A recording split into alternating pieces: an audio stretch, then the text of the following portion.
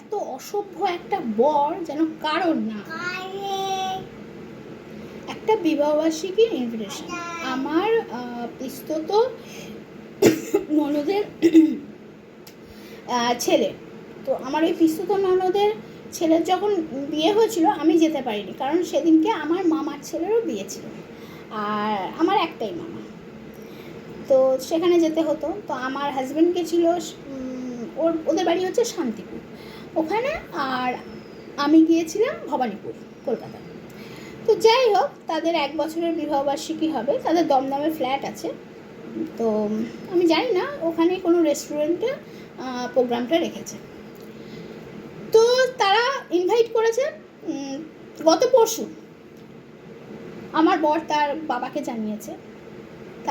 জানিয়েছে, কিন্তু আমাকে কিছু জানায়নি, কারণ আমার সাথে একটু ঝগড়াঝগড়ি চলছে, মনোমালিন্য চলছে, তার জন্য মেসেজ করেও জানাতে পারতো।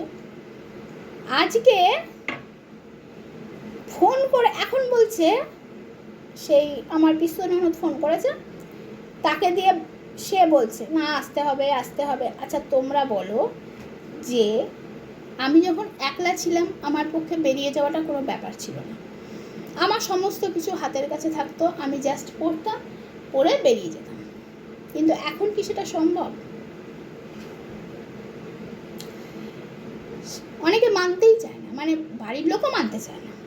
তো যাই হোক, আমি তো না বলে দিয়েছিলাম, সুতরাং কোনো রকম প্রিপারেশন আমার কাছে ছিল না। তো যাই হোক, উনি যেহেতু ফোন করলেন, আর আমার মনে হলো ওনার সম্মানটা আমার রাখা উচিত। উনি আমার থেকে অনেক বড়, মানে আমার থেকে তো অনেক বড়, আমার হাজব্যান্ডের থেকেও অনেক বড় আমার হাজব্যান্ড। তো যাই হোক, উনি ফোন করেছেন। এবার আমার মুখের যা অবস্থা, নিউ মম যারা মা হয়েছে তারা জানো যে একটা বাচ্চা আসলে তার পেছনেই সময় চলে যায়, মানে নিজের কোনো কিছুই হয় না। আমি প্রায় 3-4 মাস আমি পার্লারেই যাই, যাওয়ার টাইম পাইনি। বাচ্চাটাকে কোথায় রেখে যাবো? কারণ আমার বয়স্ক শ্বশুরমশাই আছে, উনি কত সামলাবেন, আর এখন যত বড় হচ্ছে তত দুষ্টু হচ্ছে। তো যাই হোক, তারপর আমি সেই যেন এই পোড়া রোদে, আমাদের এখানে যে পার্লারটা আছে মানে খুব ভালো, সারা দিন রাত খোলা, রাত তো 10টার পর বোধহয় বন্ধ হয়, সারা খোলা থাকে। আমি ফোন করে যেতে হয়, ফোন করে সেখানে গিয়ে আইব্রো ফোরহেড করে এলাম। আমি মুখে কিছু করি না, ফেসিয়াল টেসিয়াল, তো ওইগুলো করে এলাম। এসে চান করলাম, কারণ চান সকালবেলা করেছি, এত রোদের তাপ, মানে আমি তো রোদে বেরোই না, সুতরাং জানি না। এবার এত রোদের তাপ এসে আমার মানে মুখ টুকগুলো ধরে না, কারণ মুখে না ট্যান পড়ে যাবে। আমি ওই ছাতা নিয়ে বললাম, তাড়াহুড়ো করে বেরিয়েছি, ছাতাটাও নিয়ে নিই, মুখে ট্যান পড়ে যাবে, ওই জন্য সেই ছুটেছি। দেন আইব্রো করে এসে খেলাম, এত খিদে পেয়ে গেছিলো। তারপরে চান করলাম, চান ধান করে এখন নেল পালিশটা করে রাখি। অনেক কাজ আছে, ছেলেকে খাইয়ে নিয়ে যাব, খাবার টাবার নিয়ে যাব না, কারণ কি বলো তো, বাইরে খাবার খাওয়ানো খুব মুশকিল। দুধ খাইয়ে দেবো, বাড়ি এসে ও 9টা 9:30টার মধ্যে চলে আসবে, বাড়ি এসে ভাত খাইয়ে দেবো। এইটা আপাতত ঠিক করেছি। আর আমার তো পেট আছে না, তাকেও তো আমাকে দেখতে হবে, সেও তো আমার এক সন্তান, তো তাকেও খাবার টাবার সব দিয়ে যেতে হবে, সব ভাবছি। চলো একেবারে রেডি হয়ে, আর আমার ছেলে দেখবে কি করছে, আমাকে নেল পালিশ পরতেই দিছে না। ও ছেলে, ও বোধহয় ভুলে গেছে, ও দেখবে ও কী করছে, তোমাদের দেখাচ্ছি। দেখো তোমাদের দেখো, এই দেখো, ঠিক আছে? এখন আমাকে এগুলো পরিষ্কার করতে হবে।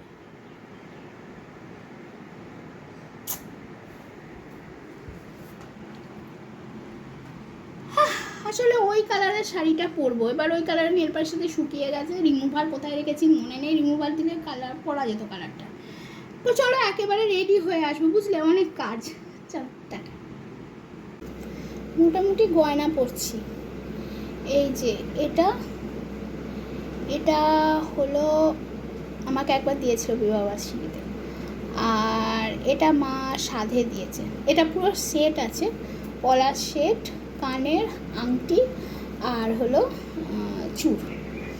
আমার বোনকে যেহেতু নেকলেস দিয়েছিল সাধের সময়, নেকলেস, কানের আর চূড়, তার জন্য আমাকে বলেছিল, বললাম যে না, আমার ভীষণ ভালো লাগে। এখন খুব পলাশ সেট পরা উঠেছে, তা তুমি যদি সেটা দাও, আর পলাশ সেটা দেখবে খুব অল্প সময়তে হয়েও যায় আর ভালো। আর গয়না কিছু পরছি না, জাস্ট এইটা আর এইটা তো আমার কি বলে ফুলসজ্জার আংটি, এর পাথরটা খসে গেছে।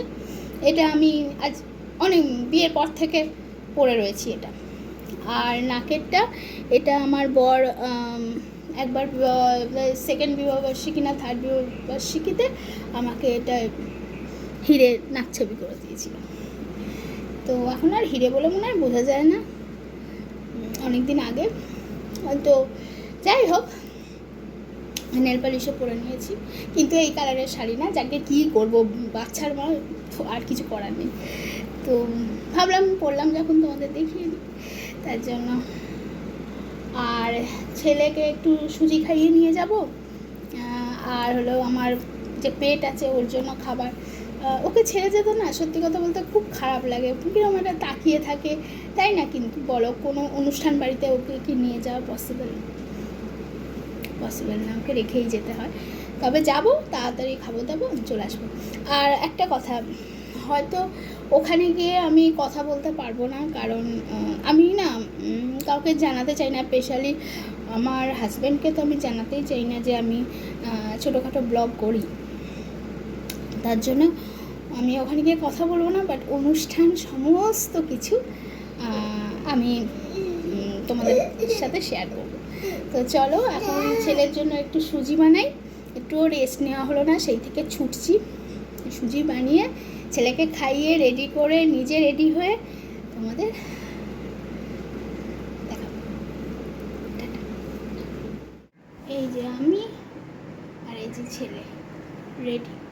ঘরদোর ভীষণ মেসি হয়ে পড়ে আছে, কিছু তার মধ্যে ছেলে কেন কাঁদছে জানি না। চলো টাটা। এই যে বেরিয়ে পড়েছি গাড়িতে, আর ছেলে দেখছো কীরকম আঁকড়ে ধরে আমাকে বসে আছে, আর ফোনটা এত নড়ছে যে কী বলবো। আর এই সামনে শ্বশুরমশাই, তো আমি যদি জানতাম যে এত দূর, আমি বেরিয়ে শুনছি দমদম নাগের বাজারে, উনি দমদম বেহালা থেকে অনেকটাই দূর, তাও গাড়ি করে আছি, কিন্তু রাস্তায় প্রচুর জ্যাম ছিল। আর কি বলো তো, এখন শাড়ি পরার অভ্যেস নেই, তো ওই জন্য শাড়ি পরে এখন মানে সামলাতে পারি না। দেখছো দিনের বেলা বেরিয়েছিলাম, পুরো রাত্রিবেলা হয়ে গেছে, এখন ছেলেও ঘুমিয়ে পড়েছে, কারণ ওর যে টাইমটা ঘুমের টাইম, সেই টাইমটাতেই আমরা বেরিয়েছিলাম, ওর ঘুম হয়নি, তো একদম রাত হয়ে গেছে। আর গাড়ি থেকে নেমে কোনো ভিডিও করতে পারিনি। এখন এই হলের মধ্যে পৌঁছে গেছি। হলটা ছোট হলেও খুব সুন্দর, মানে আমার বেশ পছন্দ হয়েছে। আর এদিকে স্টার্টার নিয়ে ফেলেছি, দারুণ খেতে হয়েছিল তন্দুরিটা, আর এখানে আমি বসে বসে খাচ্ছি।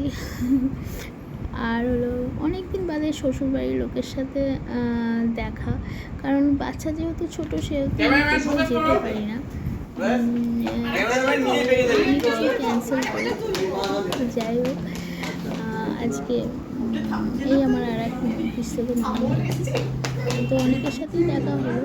আর আমার ছেলেকেও ছুটে বেড়াচ্ছে, আর এই যে আমার হাজব্যান্ড বসেছে, তার পাশে শ্বশুর ভাসুর, আর এরা কেক কাটছে, কিন্তু কেক কাটাতে আমি বেশিক্ষণ থাকতে পারিনি, ছেলেকে খাওয়াতে গিয়েছিলাম, আর তারপর আমরা নিজেরাও খেতে বসে পড়েছিলাম। খাবার নিয়ে যদি বলি, নো ডাউট দারুণ। আর এখানে যেন একটা সুন্দর জিনিস দেখলাম, তামার গ্লাস আর তামার প্লেট, আর কি ভারী, মানে কি বলবো, মানে তুমি হাতে ধরে তোমার হাত ব্যথা হয়ে যাবে। তো অনেক রাত হয়ে গেছিলো, 9টা 9:30, তো কোনো মতে তো ফিরতেই পারিনি। আর ভীষণ চিন্তা হচ্ছিলো, বাড়িতে যেহেতু পেটটাকে রেখে এসেছি, সবই জল খাবার ফ্যান চালিয়ে এসি চালিয়ে যতই দিয়ে আসি না কেন, কিন্তু চিন্তা তো হয় না। সেও তো একটা ছোট শিশুর মতোই, আমার সন্তানের মতোই, একদম সন্তানই আমার সন্তানের মতো কেন বলবো। আর খুব বিরক্ত লাগছিলো, মানে আর কখন বাড়ি পৌঁছাবো। তবে পৌঁছাতে 12টা বেজে গেছে। চলো আজকে এখানে ব্লগটা শেষ করি, তোমাদের সাথে শেয়ার করে দিলাম, আর ব্লগটা এখানেই শেষ করলাম, কারণ ভীষণ ক্লান্ত লাগছে। Good night, tata.